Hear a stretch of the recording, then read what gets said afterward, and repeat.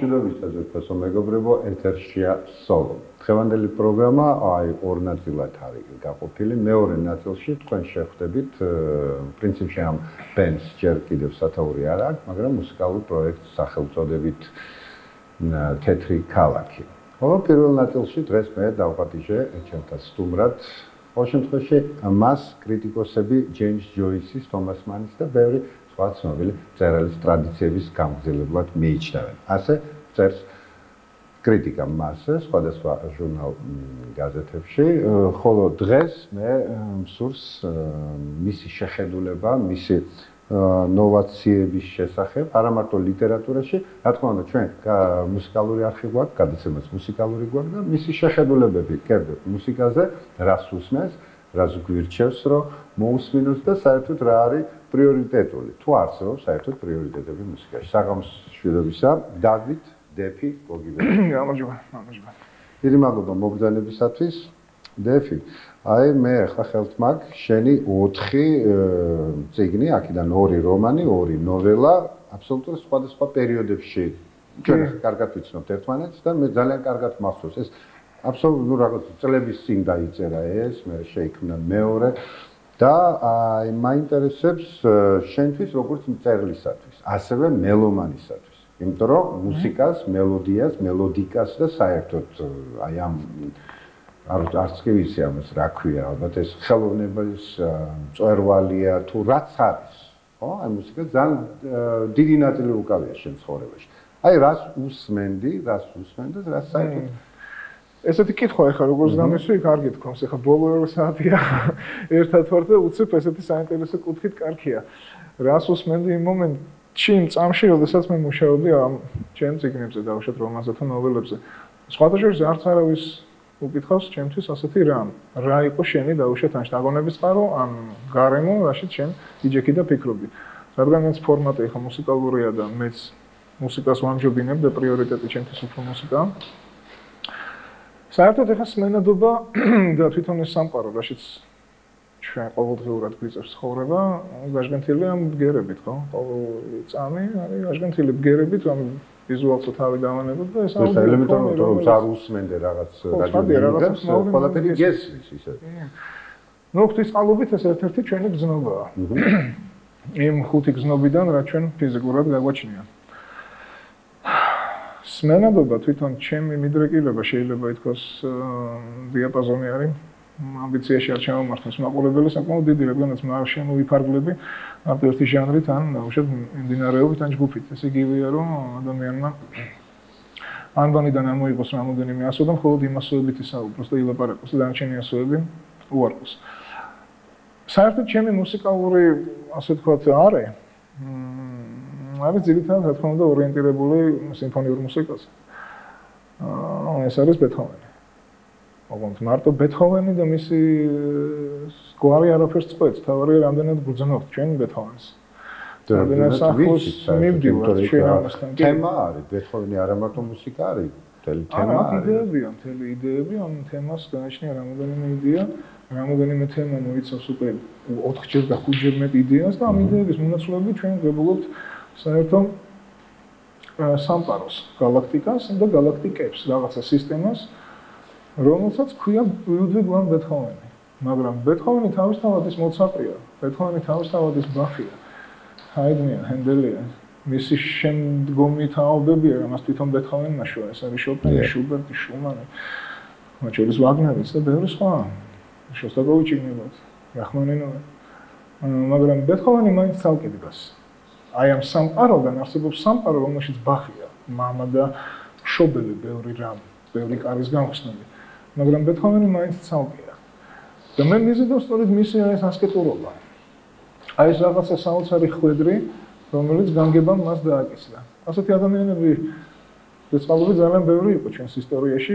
ბეთჰოვენის აურას ატარებდა მაგალითად მაჰატმა განდი, რომელმაც თავის 3 მილიონიან ნიერი აღზევა და გაუძღვა წინ.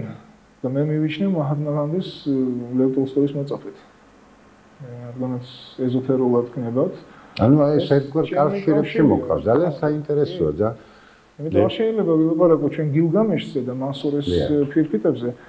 და უარყოფითი ჯაჭვი რა ჯაჭვას წარმოშვა ლუდვიგ ვან ბეთჰოვენი თავისი სიყრუვით, თავისი განდეგილობით და თავისი რაღაცა წარმოუდგენელი გენიალური მასშტაბით, რომელ მასშტაბშიც ზის მიქელანჯელო, რომელ მასშტაბშიც ზის რომელიმე ესეთი თეოლოგიური გააზრებით დიდი მთავარანგელოზი.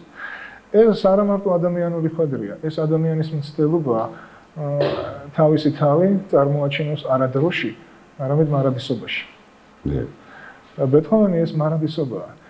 ამიტომ შეიძლება მეცნიერება ხოლმე, როდესაც მიდის ლაპარაკი, აუ რას უსმენ, რაღაცას უსმენ სიტყვაზე.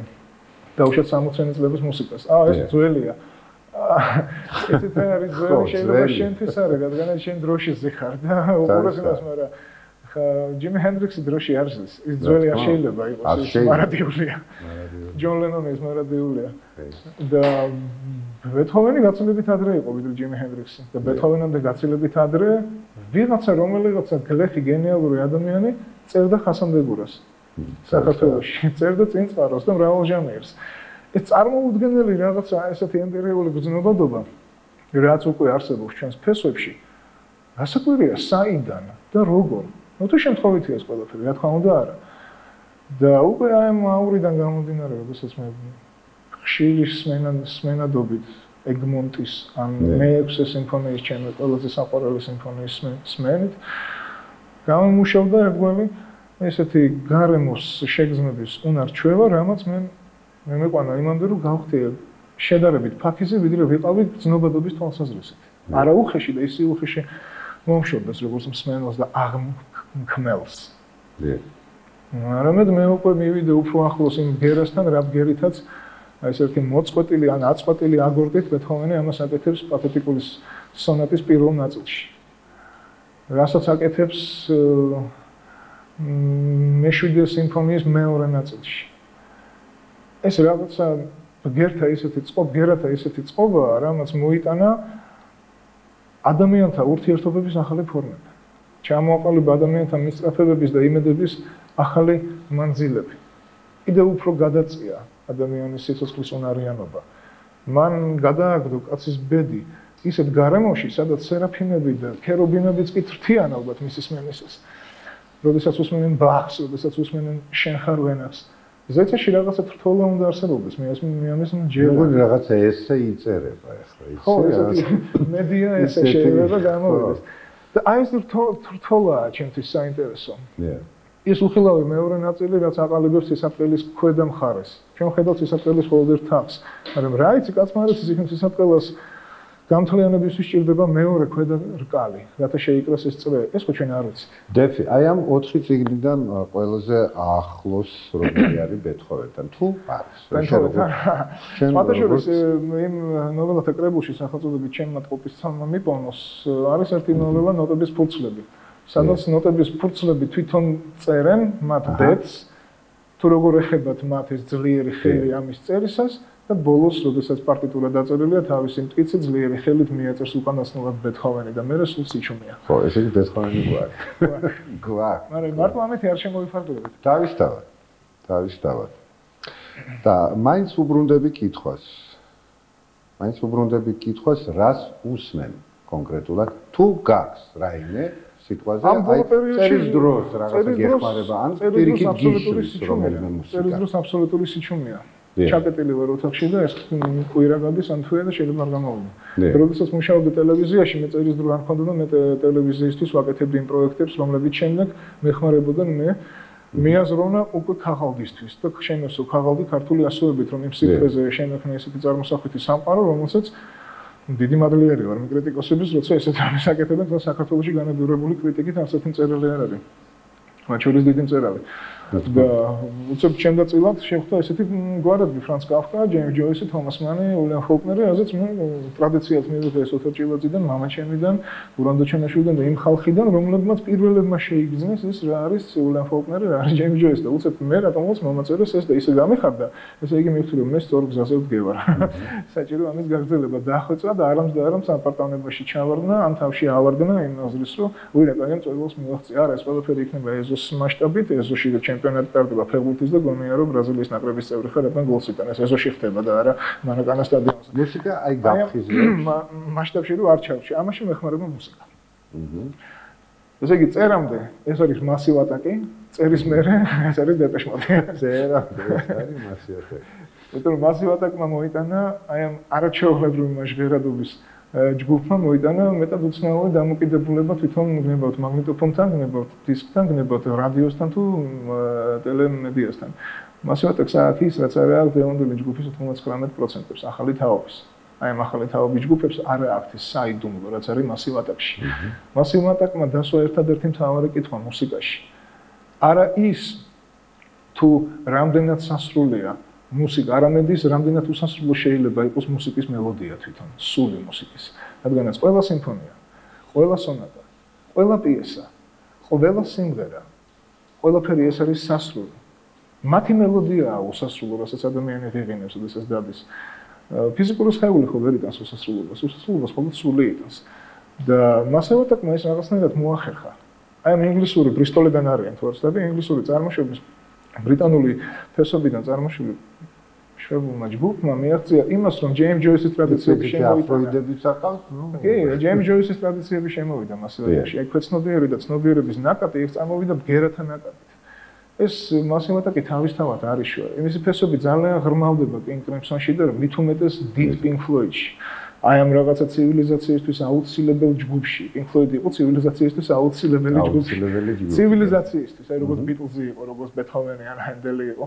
რა თქმა უნდა. ეს ცივილიზაცია ძალიან ღარიბი იქნებოდა მაშინ სამყარო, მაგრამ რომ Pink Floyd-ი არ გაჩენილიყო, კერძოდ აი მიდლიდან 70-იანი წლიდან 73 წლამდე გენიალურ Dark Side-ამდე, რამაც მოიტანა თაობებს შორის დიდი აღიარება. და დარჩენილია ასევე მარადისობაში არის ამოկაზრული აი ეს სახელწოდება Pink Floyd Dark Side of the Moon. და ეს შეუცნობელი, ის ქვეცნობიერი, ის რაღაცა უხილავი, რაც ყველაზე მეტად უნდა აინტერესებდეს მხატვარს, შემოქმნეს, წერილს ამ შემთხვევაში. დევს სწორედ Pink Floyd-ის ფეში, რამაც გამოიწვია ალბათ Massive Attack-ის გადმოძახილე, რამაც შუა თავის დროზე დაუშვა Joy Division-დან Depeche Mode. რამაც გამოიყვანა აი ესეთი ჟღერადობა, რომ მხოლოდ კარგი დაკვრა არაფერს არ წყვეტს. კარგად უკრავს Richie Blackmore, მაგრამ ის ვერ არის Jimmy Page-ის აწუხარად. აი საიდუმლო აკლია. დიდი ავტორია Tolstoy. ეს გიგანტია, ხო, მაგრამ მე ვთვლი, რომ ეს მაინც დიდი ფილოსოფია და დიდი ისტორიაა, რადგანაც არსებობს Theodor Dostoevsky. და Theodor Dostoevsky-ის ქვეცნობიერი, ეს არის საიდუმლო. რაც არა აქვს Tolstoy-ს და არ შეიძლება კონდეს. იმიტომ რომ ეს საიდუმლო არის უკვე ბგერითი.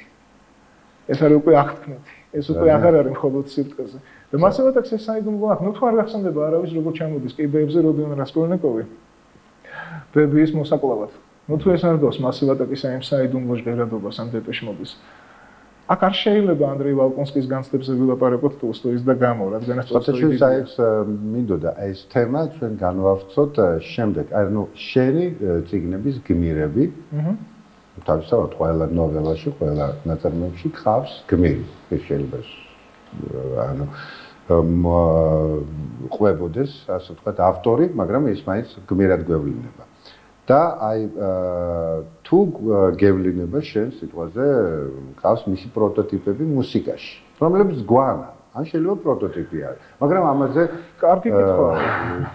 კლიპის შემდეგ ახლა ჩვენ გვაქვს საშუალება ვნახოთ კიდევაც ჯგუფი Massive Attack-ი და დეფის აი არაჩვეულებრივი კომენტარი.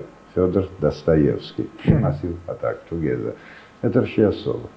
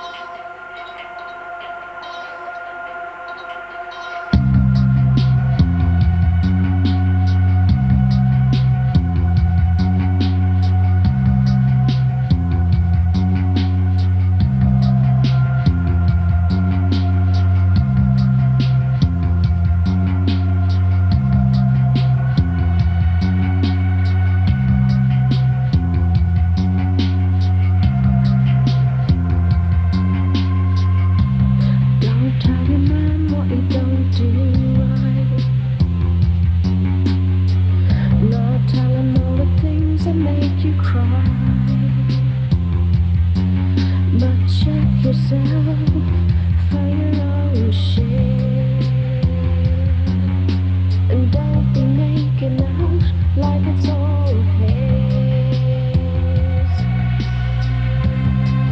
Take a look around the world. You see such bad things happening. There are many good men. Ask yourself, is he one of them?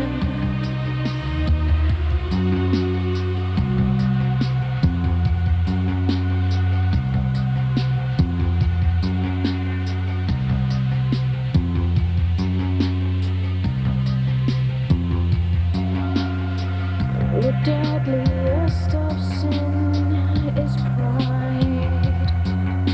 Make you feel like you're always right. But there are always two sides. It takes two to make love, two to make a life. Take a look around the world. You see such mad things happening. There's a few good men. Thank your lucky stars that he's one of them.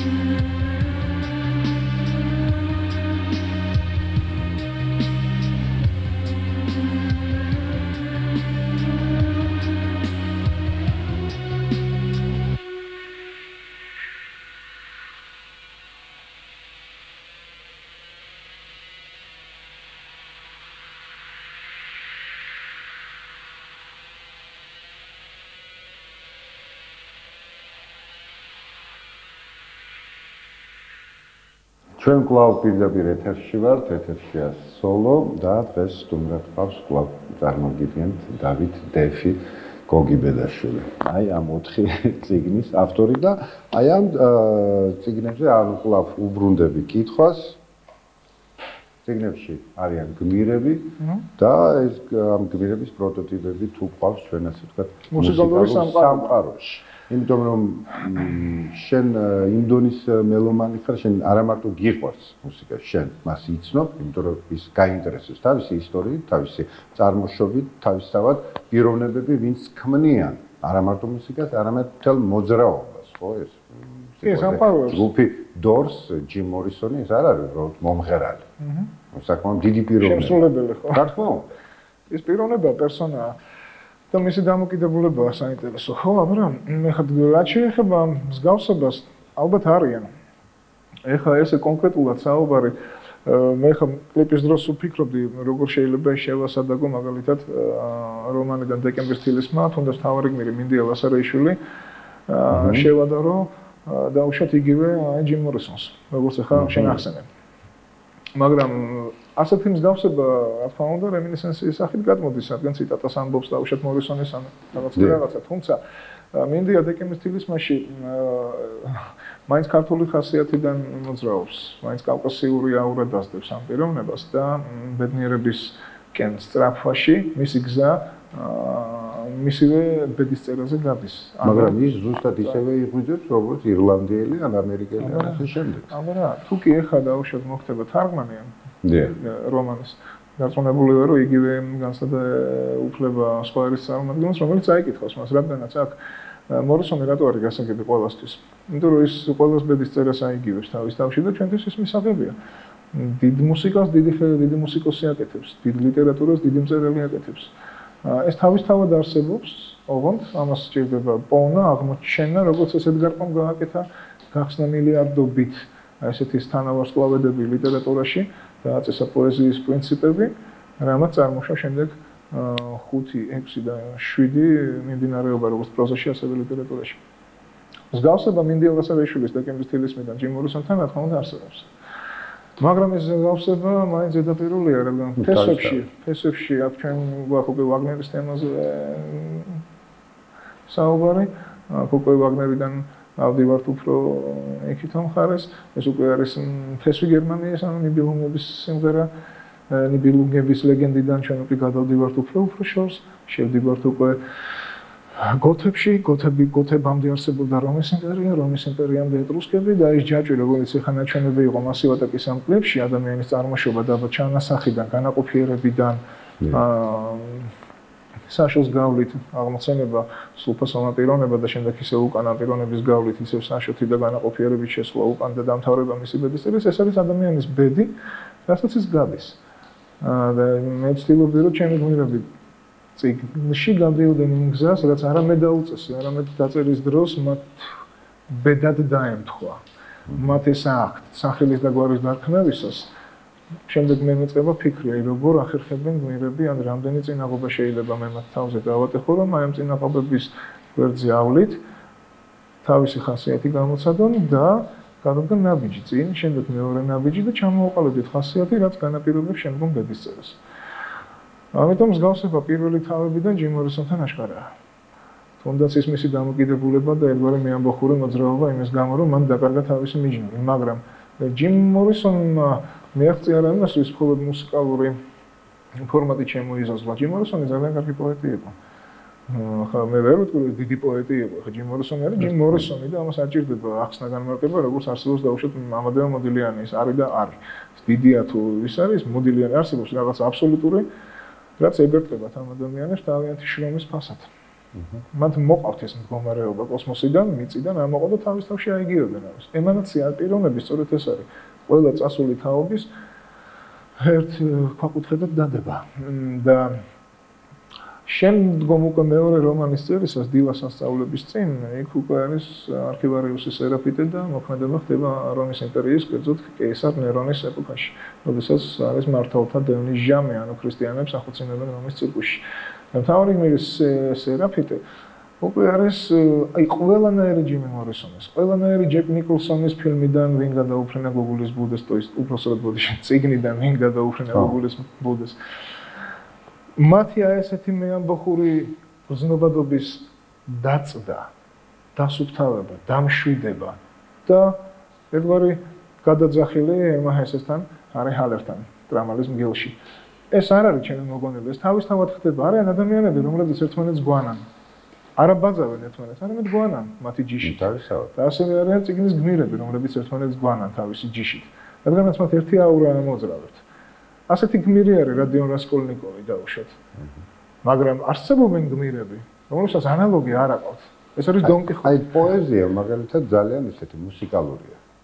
აბსოლუტურად მუსიკაა. ჩემთვის პირადად ის ბოლომდე მუსიკა არის და აი ლიტერატურა ну თავისი ფაბული, თავისი წყობი, თავისი სისტემი ძალიან გავს იმ პარტიტურას სიტუაციაზე, როცა ქმნის კომპოზიტორი. თავისი კომპოზიციით. სხვადასხვა როდესაც გამოვიდა ულისე, დაიბეჭდა პირველად და ატყდა განგაში სამყაროში, რამაც შემდეგ წარმოშვა ფოლკნერის ხმაური და მძვინვარება. ერთ სიტყვაში გავერთიანდა აურზაური. ну დაიბეჭდა, ითარგმნა, მაგრამ აღმოჩნდა ისე რომ ყველა მაგიარა, მათ შორის კრიტიკამ, რომ ირლანდიაში ახალი გენიოსი დაიბადა. James Joyce. მაგრამ ვერავინ ვერ გაიგო. და Joyce-მა მაშინ თქვა, რომ მაშინ მოის აღიქვით ეს როგორც მუსიკა.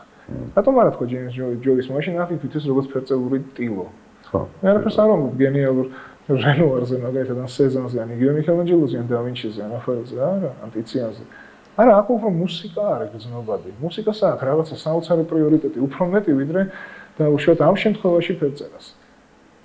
ამ შემთხვევაში ქანდაკებას გნებავთ კინოს, რომელიც სინთეზია მთელი ხელოვნების, გნებავთ ტელევიზიას, მედიას, რომელიც მე ასევე მაინტერესებს, როგორც კინოა, სხვა ხელოვნების დარგები და საერთოდ მაინტერესებს ყველაფერი, თუ კინო ხდება, სანამ მე ცოცხალი ვარ, მინდა გავიგო ყველაფერი. და მე ხმა დიდხანს მაცოცხლს, რადგანაც ეს ყველაფერი ვიცი, რომ ამ ყველაფრის შეცნობისთვის დიდი დრო დამჭირდება, მაგრამ ეს ჩემი ასე ვთქვათ, მოთხოვნაა ჩემი თავისადმი. და აი ხა დონ კიხოტი ვახსენე, დონ კიხოტს ანალოგი არ აქვს, ხო? იმაში ლიტერატურაში ის ერთი დონ კიხოტია და მორჩა მეორე დონ კიხოტი არ არსებობს, მაგრამ დონ კიხოტის ნაირი ჟღერადობა არსებობს. აი მისი ემოციები, რაც დაუშვათ უწერია მას და მიზანს სწრაფა რომ მოდი ეს წისქვილები დავამოღო. აი ეგეთი ჯგუფები არიან სოფლიოში, რომლებიც არიან დღეს, ან არიან ხვალ, იქნებიან ზეგ, მაზეგ, ისინი სულ არსებობენ, როგორც დონ კიხოტი სულ არსებობს, მაგრამ მისი არავის არ ესმის. აი ამიტომ თქვა ჯეიმს ჯოისს, რადგანაც ჩემი არავის არ გესმით, მაშინ აღიქვით ეს როგორც მუსიკა. თვითონ არაჩვეულებრივად ასრულებდა ფორტეპიანოს ღეროდა გადასარევად. და შეიძლება გაეკეთებინა არაჩვეულებრივი კარიერა როგორც მუსიკოს.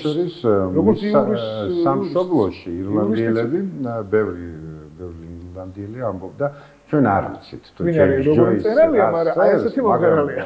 არაჩვეულებრივი ტენორია, მართლა ტენორი ქონდა, არაჩვეულებრივი. ხოდა, აი ხა თუ მაყურებლისთვის დასაგებია რა საუბრობთ, როგორი კავშირია ლიტერატურასა და მუსიკას შორის. სწორედ აი ესეთი აღქმითი გზნობადი და ცნობიერი, არამს და არამს ქვეცნობიერი. ქვეცნობიერი ჩვენ ვისაუბრეთ, ეს იყო კავშირი დასტოევსკისა, თეოდორ დასტოევსკისა და მასივატაკის შორის. ეს შავად რომ ავიღოთ, ხო, მანამდე ჩვენ ვისაუბრეთ კრიმსონებზე და პინკ ფლოიდზე, მაგრამ არის კიდე ცნობიერი კავშირი. რაც ჯოისმა მოიყვანა უკვე.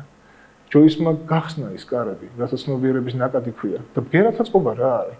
აბა აი ეს რა არის? ეს ყველაფერი, ან ეს რა არის? ეს ყველაფერი ხო ნაკადია შენი სულის. ეს ხო მართავდება. არსებობს უწვერვალი მთა, მაგალითად ევერესტი, კილიმანჯარო, ჰიმალაები. ეს არის თომას მანი, მაგრამ არის კიდე ოკეანე, რომელიც უნდა გადაცულა და იმ ნაპირზე რა ხდება? შეიძლება დარჩი გაოგნებული. ეს ოკეანე არის ჯეიმს ჯოისი. და დეპეშ მოდი? დეპეშ მოდი. დეპეშ მოდი დეპეშ მოდმა მოახერხა პრინციპში ის, რაც ვერ მოახერხა ვერც ერთმა ჯგუფმა. მან სერიოზული არანჟირება დაიყვანა გასაგებ ენაზე ფართო მაყურებლისთვის. და პოპ კულტურად მოგვევლინა ეს დეპეშ მოდი, რომელმაც Violator დაწერა. უდიდესი ალბომი, რომელიც გატოლებულია Dark Side-თან და Beatlesების Abbey Road-თან, რომელმაც გახსნა უამრავი მიმდინარეობა ელექტროპანკში.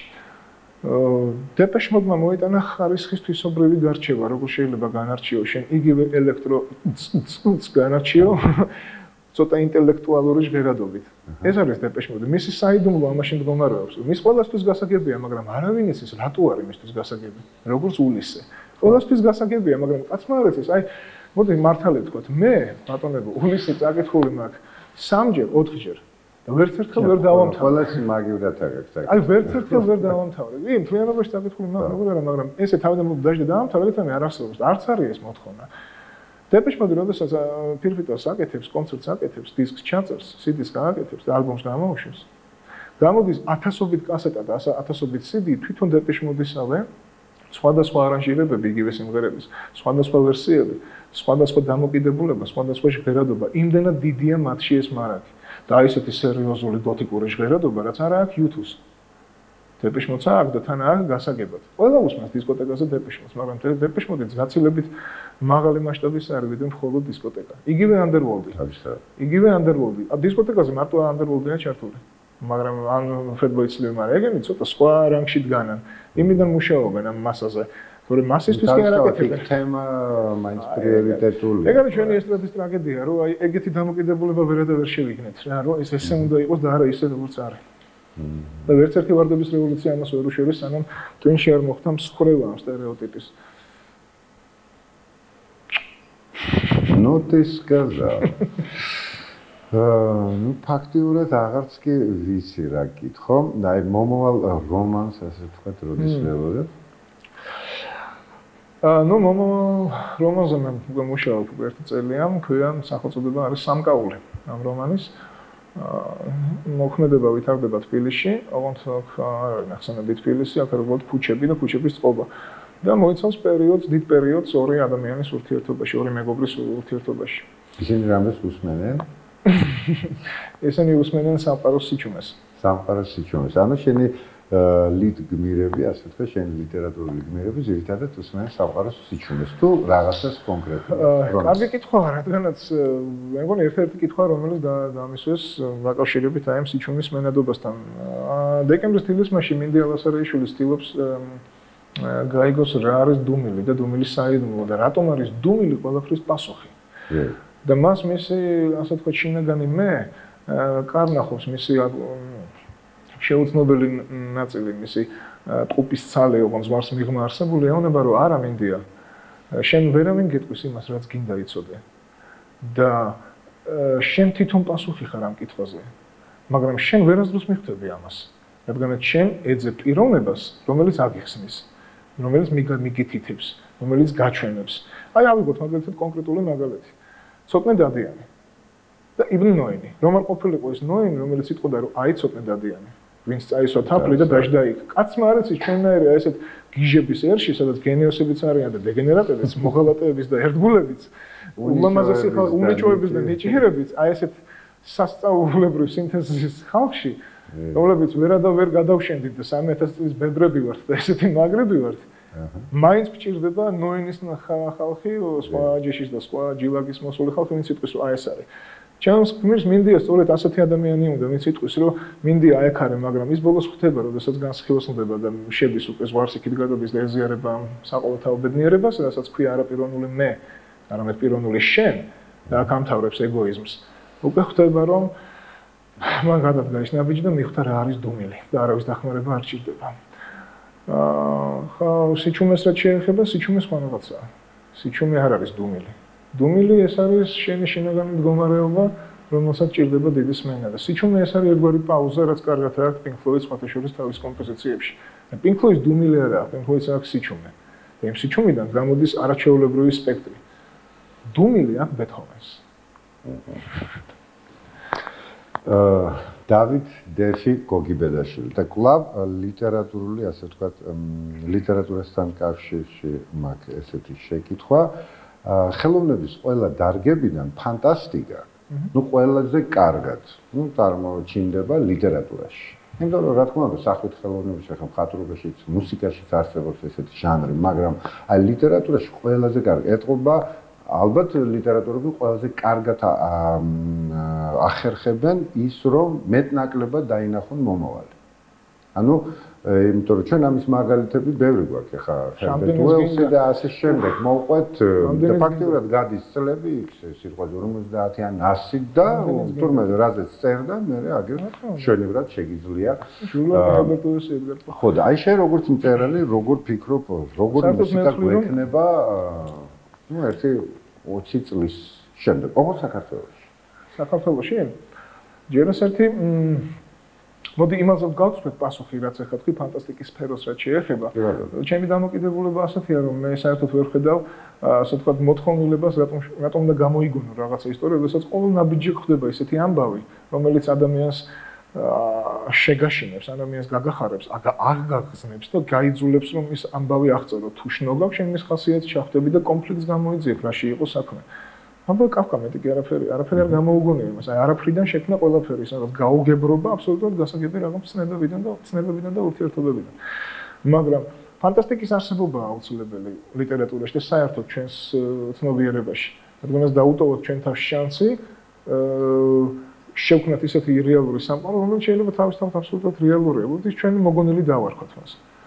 ეხლა რაც შეეხება უკვე ამ კითხვას, რომელიც ახლა დამისვი, ხო, ეს პრინციპში თავის თავში უკვე ატარებს პასუხს. აი მოდი კიდევ ერთხელ მითხარ ეგა და მე გეტყვი ახლა უცებ პასუხს. აი ეს კითხვა რომ აი შენ როგორც მწერალი, როგორ ფიქრობ? ну სიტყვაზე წარმოიდგინე რაიმე ისეთი თარიღი როგორი მუსიკა ექნება საქართველოს. რაც დროში ზის. ის ისეთივე დროული იქნება ან ჩამორჩენილი დროს ან გასწრებული, რომელიც ну კარგია, ან ცუდია, ნაგავია, ან ბრწყინვალეა. მაგრამ რაც დროში არ ზის და მარადიულია და ხასამბეგურადან მოდის, მრავალჟანრიდან მოდის, ის იქნება ყოველთვის. ის იქნება სამარადჟამოთ, ისევე სამარადჟამოთ, როგორც დარჩება დაუშვათ იგივე ჯიმი ჰენდრიქსი, იგივე ბახი, იგივე ჰაიდენი. Dream on. წარმატებას გისურვებდი. დიდი მადლობა და მომავალ შეხვედრამდე. ეხლა კი ჯგუფი Depeche Mode, რომლის შემდეგ თქვენ შეხვდებით პროექტს თეთრი ქალაქი. აი გადაცემის მეორე ნაწილში როგორც დაგპირდით პროექტი თეთრი ქალაქი. ხო, თუ არ ვცდები. გიგი გეგელაშვილი და მისი კოლეგები ჯგუფის წევრები, ჯგუფში 8 წევრია თუ არ ვცდები. და დღეს ჩვენ ისეთ შევეცადეთ, რომ უფრო მინიმალური რაოდენობა დაგვიპატიჟებინა და რაღაც ისეთი ერთგვარი აკუსტიკური ვარიანტი წარმოგვედგინა თქვენი, ასე ვთქვათ, ახალი პროგრამის. გიგი, ჩვენ ვიცნობ დიდი ხანია ერთმანეთს, მე ძალიან კარგად მახსოვს თქვენი ბავშვობაც, მე მომდევნო პერიოდი რო რაღაც ისეთი და უცებ აი ეს ჯგუფი, თან 8 კაციანი, ამ ჯგუფში არის ერთი ჩელო, ერთი ჩელო, 4 ვიოლინო, დასარტყამები და რაც არ უნდა უცნაური იყოს ბასის და გიტარის გარეშე ვართ. დღეს გიტარა, დღეს კი, აკუსტიკური გიტარა, კი. ეს დამჭირდა ეს. ну ახლა ბასის გარეშე გასაგებია, ახლა ჩელო რაღაცნაირად ასე. ხო, იქ კონტრაპუნქტებში. ხო. მამუკა, შენ თქვი რომ ეს პრინციპში იცი რა არის, ეს ჯგუფზე, ამ ჯგუფზე ფიქრი ძალიან ადრე დაიწყო, იმიტომ რომ მე და დათოს ძალიან დიდი ხნის მეგობრობა გვაკავშირებს. და ფაქტიურად ჩვენ ერთად ვისვენებთ, ერთი მუსიკალური სკოლა გვაქვს დამთავრებული და ერთ-ერთ დღეს მივედი დაუკაკუნე კარებზე, დათომ გამიყო და უთხარი რომ ესეთი რაღაც კომპოზიცია დავწერე მეთქი. ეს არის ინსტრუმენტალი და მინდა რომ მოისმინო მეთქი. დათომ მოისმინა, მოეწონა და ცოტა ხანში გავაკეთეთ ჩვენ ეს. მერე გადავიღეთ კიდევაც რაღაც დავაწერეთ კასეტაზე Life in Tabakmela. და ფაქტიურად ეს იყო ჩვენი დებიუტი, მაგრამ იცი როგორ იყო, ეს იყო ფაქტიურად დასაწყისი და შემდეგ უკვე როცა სერიოზულად დავიწყეთ ჩვენ ამ ჯგუფზე ფიქრი, ჩამოყალიბება უშუალოდ კონცეფციაზე და როცა მე უკვე დაუკავშირდი ჩემ ძველ მეგობარს ზაზა ცერცვაძეს დასარტყამებზე და უთხარი რომ ესეთი რაღაცის გაკეთება მინდა მეთქი. ზაზა რა თქმა უნდა დაგვთანხმდა და ცოტა ხანში დავიწყეთ უკვე ამაზე მუშაობა და რაც უფრო დრო გადიოდა, მით უფრო რაღაც აი სიღრმეში ჩავდიოდით და ჩავდიოდით. თითქოს რაღაც ეპსკერზე რაღაც გასაღები იყო და აი მის პოვნა გვინდოდა, იმიტომ რომ ხშირად იცვლებოდა ჩვენი სტილი, მუსიკალური სტილი, თუ თავიდან ეს იყო soft rock-ი. ანუ ძიებაში იყავით თავი. რა თქმა უნდა, თუ ეს იყო თავიდან soft rock-ი, შემდეგ უკვე ეს ყველაფერი ფსიქოდელიაში გადაიზარდა. მე art rock-ი და უკვე art rock-ი და როგორც შეარქვეს, არ ვიცი, სიმფო rock-ი. აჰა, ეხლა რაღაც სიმფო rock-თან გვაქვს. ხო, რადგან კლასიკასთან ეს უშუალოდ კავშირში არის. კლასიკასთან კავშირშია, ეს ინსტრუმენტებს იყენებთ აკადემიური მუსიკის თუ რაღაც გარკვეული თემებიც არის? თვითონ თემებიც, იმიტომ რომ თითოეულ ჩვენთაგანს აქვს ისეთი კლასიკური განათლება მიღებული და აქედან გამომდინარე ჩვენ ვცდილობთ რომ ჩვენი ძირითადი ფუძე იყოს ამისი ფოლკლორი უშუალოდ და კლასიკა. მიუხედავად იმისა რომ ეს არის როკ მუსიკა, საკმაოდ ენერგიული, საკმაოდ ემოციური მუსიკა და მაინც აი ვცდილობთ რომ ყველაფერი ჩვენს ქართულ ფუძეზე იყოს, იმიტომ რომ ეს აუცილებელია ყოველთვის. წარმოვიდგინეთ თქვენი ნათია ჩუგოშვილი, ბატონი დავით ყეინაშვილი და მინდა ჩამოთვალო სხვა წევრები, ჯგუფის სხვა წევრები, ნინო და ია დავითაშვილები. ეს ვიოლინო. ვიოლინოები, ლენა მეჩიტოვა, ისე ვიოლინო, ჩელოზე გიორგი კიკაბიძე, დასარტყამზე ზაზა ცერცვაძე. ფაქტიურად პროექტი მზათა გაქვთ, აი ესეთი მთლიანი. ეს არის ორდისკიანი ალბომი, აი ოთარ ჭილაძეს აქვს ესეთი პოემა თიხის სამი ფირფიტა. და როცა ეს პირველად მე წავიკითხე, ძალიან ისეთი შთაბეჭდილებების ქვეშ ვიყავი და მეორე დღესვე რეპეტიციაზე ავედი და დათოს უთხარი რომ აი ესეთი რაღაცის გაკეთება მინდა, მეთქი, ოღონდ აუცილებლად მუსიკაში მეთქი. ბატონი ოთარი ძალიან დიდი მწერალია, ამიტომ ჩვენ გაგვიჭირდებოდა ცოტა გაკეთება ზუსტად თქვა ამ პოემის, რაც ქონდა ჩანაფიქრი. და შემდეგ შევცვალეთ, უბრალოდ კონცეფცია მაინც ფაქტიურად დარჩა იგივე, რაც იმ პოემაში მე ბოლო კუპლეტს ვიტყვი. და დაახლოებით ესე არის სიჩუმე ზოგჯერ სისუსტეს უდრის და შენს გახსენი შენი ფიქრები, რომ პატიოსნა დიდხანს და მყუდროთ, იცხოვრო როცა აღარ იქნები. აი ეს არის ფაქტიურად ჩვენი კონცეფცია. და ესეთი საკმაოდ თუ ვინმეს დაინტერესებს გადმოიღოს მეორე ტომი ოთარ ჭილაძის და გადაშალოს წაიკითხოს. ჩვენ ლიტერატურაზე განვაგრძობთ საუბარს და აი იგი მახსენა რომ დოსტოევსკი ჩემი საყვარელი ხოლმე გაუსმენდი სიუჟეტს უყურებდი და ზუსტად დოსტოევსკიზე იყო იქ რასკოლნიკოვი და ჩემი საყვარელი მწერალია ერთიც დოსტოევსკის და ოთარ ჭილაძე. ოთარ ჭილაძე. ისღა დამჩენია რომ წარმატება გისურვოთ დღეს ერთ თუ რამოდენიმე კომპოზიცია რამოდენიმე კომპოზიცია შემოგთავაზებთ ორი მათგანი არის ბალადების ალბომი და ერახან უბრალოდ სტუდიაში ესეთი სპეციალურად გავაკეთეთ რომ ჩვენი ძველი ჟღერადობა soft rock-ი დაგვებრუნებინა და ორი ბალადა შემოგთავაზებთ და ერთ-ერთ კიდევ ბალადას უკვე კონცეპტუალური ალბომიდან ეს ბოლოს დიდი მადლობა მომზადებისათვის კიდევ ერთხელ წარმატებას. მე კი ამით გემშვიდობებით ახლა თქვენ გელოდებათ ევროპული ჩარტები, რომლის შემდეგ პროექტი თეთრი ქალაქი. ადიოს ამის შევხვდებით მარა.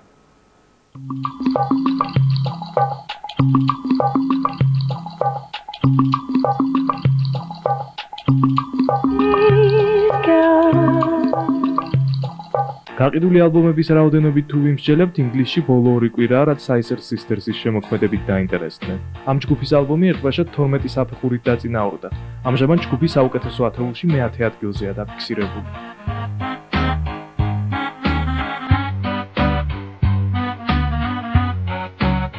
მეცხრე საფეხურზე ჩამოქვეითდა ბრიტანელი მომღერლის Will Young-ის ალბომი Friday's Child. ახალი ნამუშევარი მე-19 კვირაა, რაც ინგლისის ჩარტის საუკეთესო 100-შია.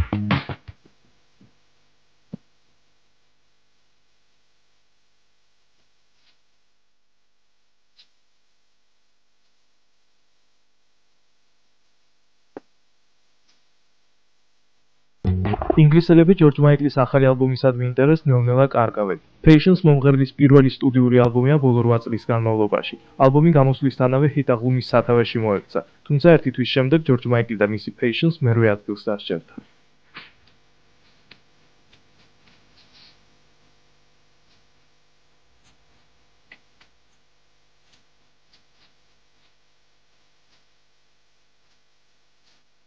ინგლისში ისევ აქტუალურია ქართველი მომღერლის ქეთი მევლოს ალბომი Call of the Search. ჩვენი თანამემამულის შემოქმედება უკვე 23 კვირაა, რაც ერთ-ერთ ყველაზე პრესტიჟულ ჩარტში საპრიზო ადგილებს ართმევს.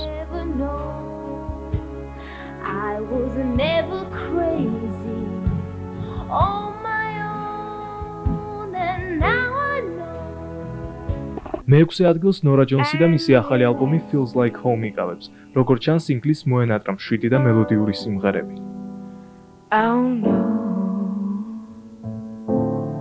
it's just the nearness of you. ინგლისის ჩარტს ახალი სტუმარი ჰყავს.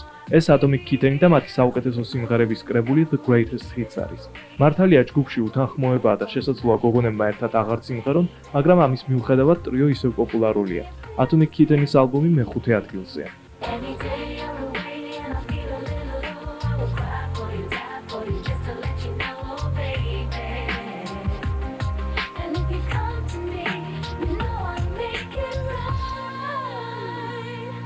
გასულ კვირას ლეგენდარულმა ჯგუფმა ABBA იუბილე აღნიშნა. ზუსტად 30 წელი გავიდა მას შემდეგ, რაც შვედურმა უცხოელმა პირველ წარმატებას მიაღწია. ალბათ ეს იყო იმის მიზეზი, რომ ინგლისელებს თავისი საყვარელი ჯგუფი გაახსენდათ. ABBA-ს საუკეთესო სიმღერების კრებულის გაყიდვა გაიზარდა და დისკიც ერთბაშად ჩარტის მე-4 ადგილზე აღმოჩნდა.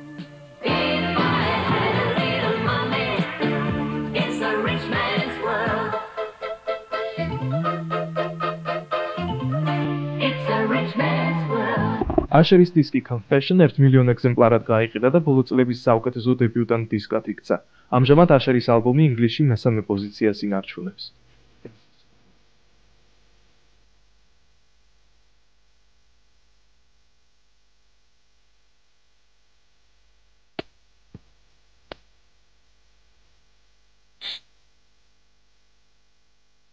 იქამდე ვიდრე Guns N' Roses-ის მიერ დაპირებული დისკი China Democracy გამოვა, ამერიკასა და ინგლისში დიდი პოპულარობით სარგებლობს ჯგუფის საავტორო სიმღერების მფლობელი კომპანია Universal-ის მიერ გამოცებული ალბომი The Greatest Hits. Guns N' Roses-ის საუკეთესო სიმღერების კრებული ინგლისსა და ამერიკაში საუკეთესო ალბომების ათეულშია.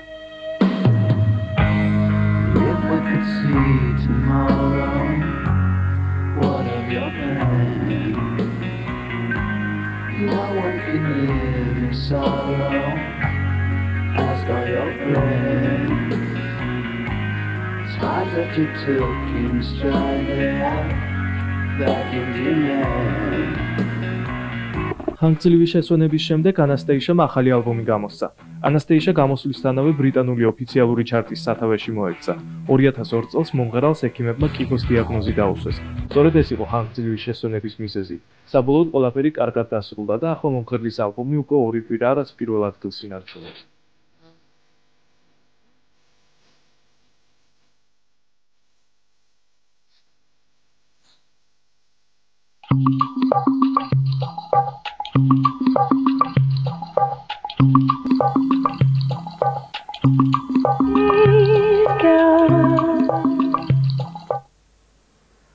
ესე იგი პირველ ბალადას, რომელსაც ახლა შემოგთავაზებთ, ეს არის ჩემი ძველი მეგობრის ნოდარის სიმღერა. და ძალიან კარგი სიმღერაა მართლა და მე მინდა დიდი მადლობა ახლა გიყურებს. მე მინდა დიდი მადლობა უთხრა მას ამ სიმღერისთვის. ატარა უცებას გავაკეთე.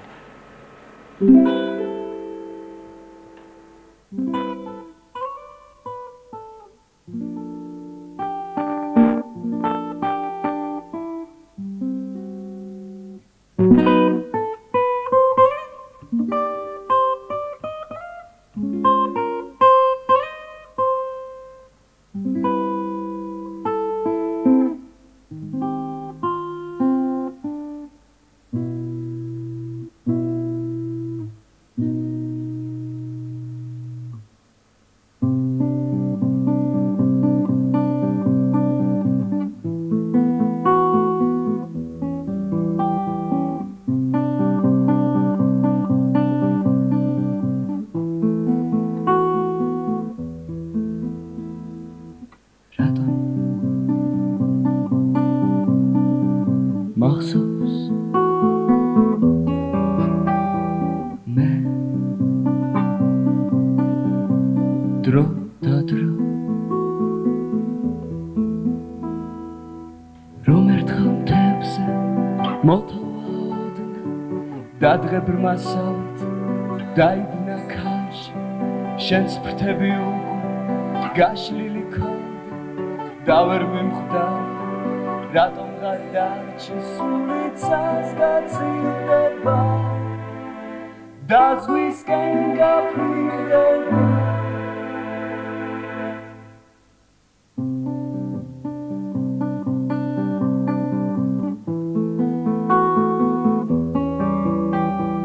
რატომ გნატრობ მე შენ დრო და დრო და ეს ქალაქი სავსეა ხალხით რომელიც ქალაქს ყველაფერს მისცემს და რაც დღეისთვის სათქმელად არის ხვალ შეიძლება სიმღერად იქცეს ღამე აღარ იქნება არასდროს დავიწყდება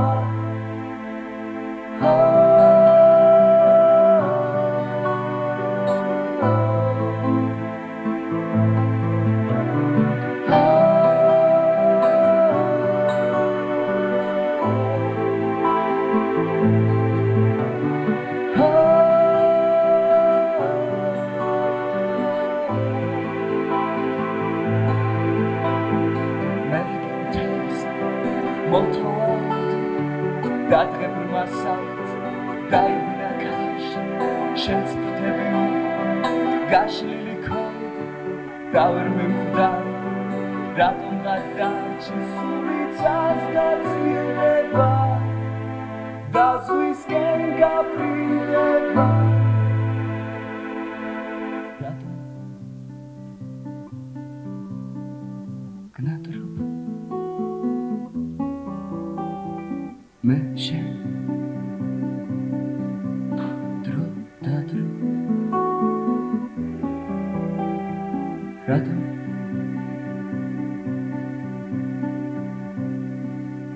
მახსოვს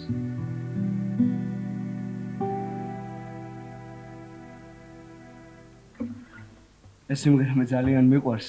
რაც შეეხება მეორე სიმღერას, ეს სიმღერაც ბალადების ალბომიდან არის შესული და ეს ზუსტად ბატონი ოთარ ჭილაძის ტექსტია. ტექსტის მოტივებზე.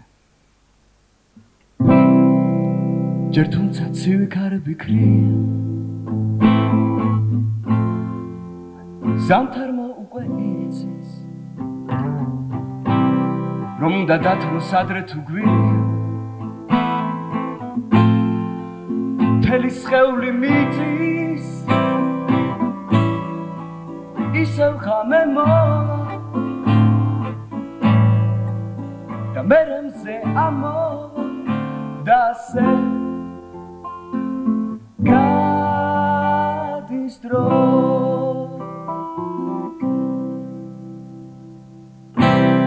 მალე გადლება ყინვის საფარი ბალახიც მოვაჩიტო და შენი მხდარი შთამომავა ყვა მოედება მინდორს ისევ ღამე მოვა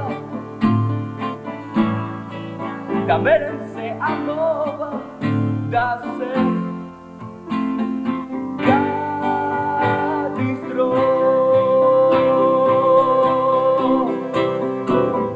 მატარებელმა დატოვა ფონი მიტოვებული დღეების ზემო დაუცებ იგრძე მეცნებლის გემო დადღე რომელიც უშენოდ მოვა მხოლოდ გარედან იქნება მშვიდი მხოლოდ გარედან იქნება მშვიდი ისევ ღამე მოვა და მერე მზე ამოვა და ასე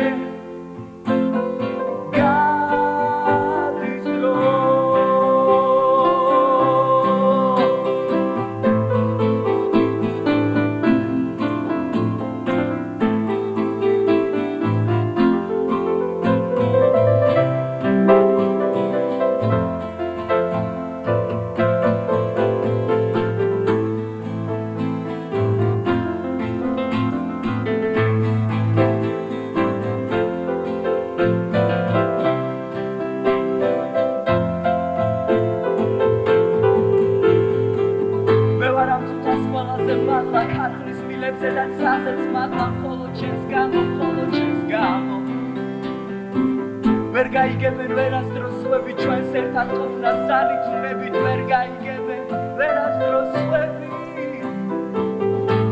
რომ ისევ ღამე მოვა მერე მზე ამოვა და ასე გადის დრო და ასე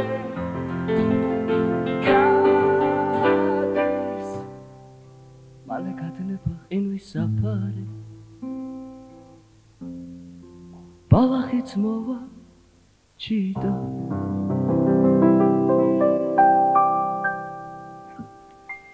დიდი მადლობა და მესამე სიმღერა ეს არის თვითონ კონცეპტუალური ალბომიდან თეთრი ქალაქი ნათია ჩუგოშვილი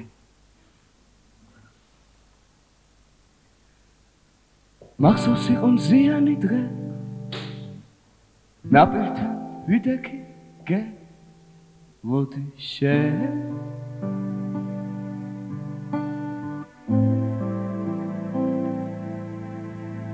მახსოვს როცა წვიმიან დღეს ისევ იმ ზღვასთან გე ძებდი შენ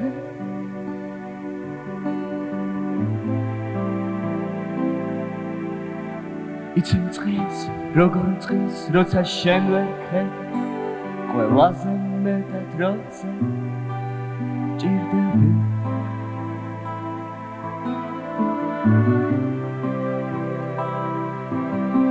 იცი დრო გავათვე გავაწლები და ვგზნობ აღარასოდეს და ბრუნდები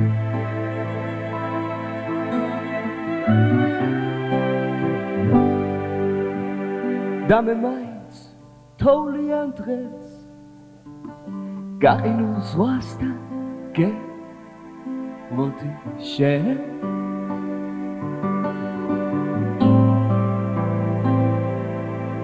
და მე როცა გაივლის დრო მე ნამირთან ისე დაგმოდები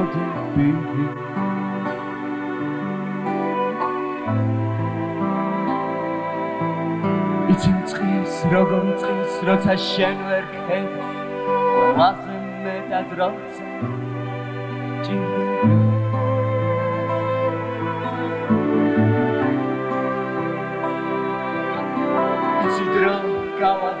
გავათვე, გავაწლები და ვგზნობ აღარასოდეს და ბრუნდები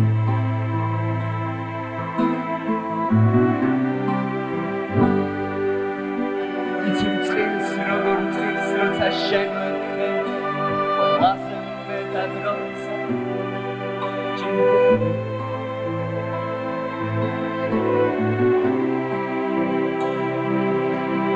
იცი დრო გავათვე, გავაწლები და ვგზნობ აღარასოდეს და ბრუნდები